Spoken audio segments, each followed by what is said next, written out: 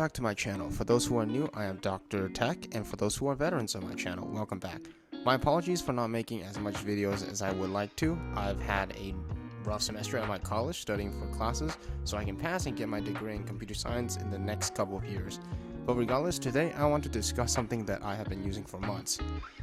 This is a Nuphy Air 60, a 60% keyboard by Nuphy. But before I go any further, let's take a look what you get in the box. First thing is a bunch of stickers of that I assume is the Nuphy mascot, followed up with the poster/instruction manual for things such as changing the board's RGB. Then you get a small USB-C to USB-C connector for using it in wire mode for Mac, and then you get 3 additional switches, blue, brown, and red, all Gaterons, and extra stubs for your keyboards and the USB receiver.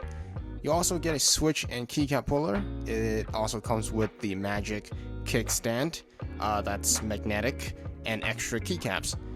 Then you have the charging cable that also doubles up as a wire for when you want to use it in wire mode. And then finally, you get the board itself. Alright, to modify this board, it's very simple.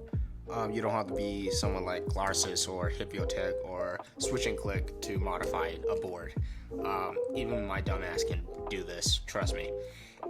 So the most simplest way is you can just loop switches. One way I found looping switches is if you see this gap of right between the switches, as you can see there's already loop on it. You can just dip like a small brush with your loop and just stick it in there and just swirl around and just loop it that way. Or if you want, you can do it the other way, which is the way I like to do it. Is you see these pins, you can just pop them off, but don't pop them all the way off, or else, as again, they're plastic, so they will bend or reshape, and you don't want that. Just bend them just enough for them to come out. Same idea here, right? You're gonna pop both sides and you're just gonna loop it through. Okay. And another way to loop it or to modify this is keycaps. As I mentioned, these are not the original keycaps. If you don't like the original keycaps that came with the board, you can modify it. You can change it. I do not recommend using PBT. These keycaps are not PBT. These keycaps are XDA. I repeat, these keycaps are XDA keycaps. These are a little bit different. Okay, don't get PBT, get XDA. Okay, and another way I modify this board is using O-rings. As you can see, I don't know if you can see it, it's clear, but I have O-rings so I can dampen the noise.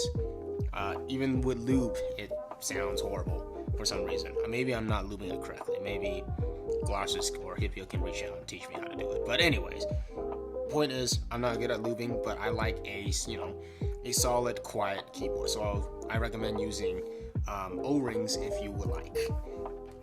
Now, another way to modify this board is using Tempest mod, or the temp mod, which is basically, if you can see, I have painter's tape on the bottom of my board so I can dampen the noise so it doesn't sound so loud, because I live in a college dorm and I live with a roommate, and so I don't want to annoy him. So I use Tempest mod. Another way to do it, I know Hippio was gonna rat on me for this one, is you can use foam. Yes, this does have a lithium-ion battery, and I know Hippio. I watched Hippio's tech enough. He recommends not to use foam, but I'm a little ballsy, so I did it. When you buy foam for this, buy a 2mm. Let me show you the foam I have when I modified this board. I use this. It's a model cosplay 2mm. Okay.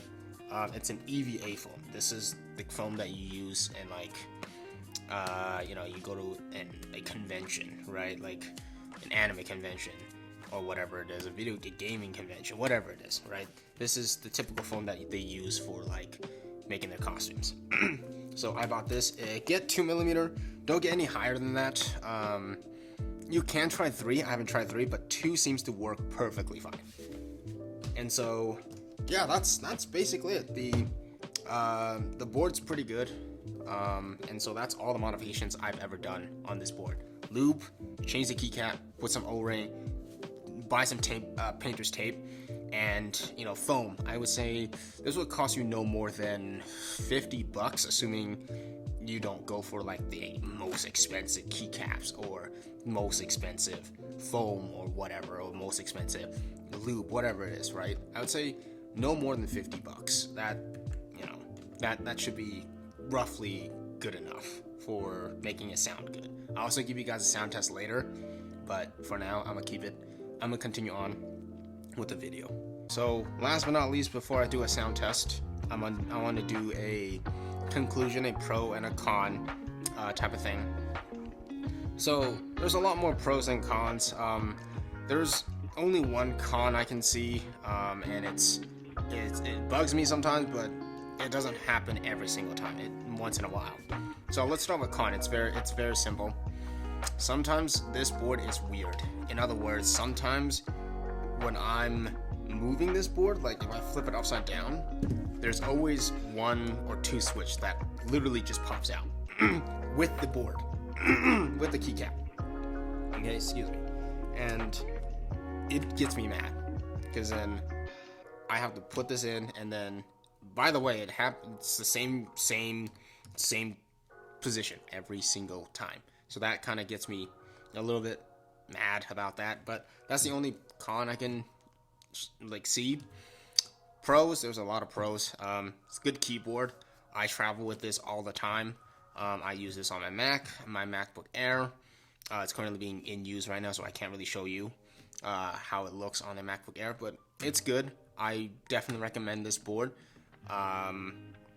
If you want to modify, if you're the person who's trying to get into keyboards and want to modify keyboards, and you don't want to spend upwards of like $300 to get like custom keyboard, I suggest you start with this. This is a solid keyboard. I definitely recommend this keyboard for anyone who's a beginning modification or getting into a mechanical keyboard and doesn't want to break the bank. I think this costed me roughly about $160 or so. That's also including the travel case that I bought with this, but it could be a lot cheaper.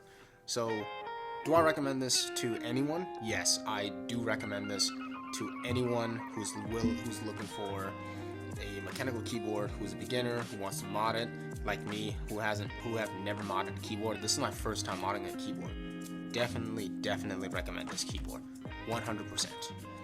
So without further ado, I will do a sound test with my modded keyboard.